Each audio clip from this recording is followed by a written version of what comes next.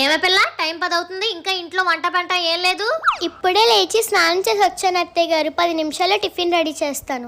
ఏమిటో రాత్రులు లేటుగా పడుకోవడం, తెల్లారు లేటుగా లెగడం. బాగుందమ్మా.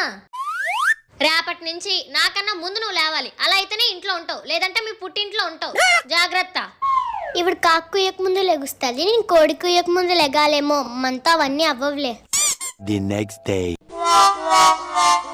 గుడ్ మార్నింగ్ అత్తయ్య గారు. నిన్న నేను చెప్పిన మాట బాగానే చౌకెక్కించుకున్నావు అన్నమాట. నాకన్నా ముందుగానే లేచావు. అవును, ఇంతకీ టైం ఎంత అయింది? 11:30. అదేంటి, నేను మధ్యాహ్నం లేచాను.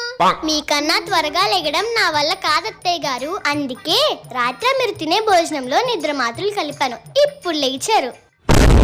వాయమ్మో, నాకు నిద్ర మాత్రలు కలిపావా?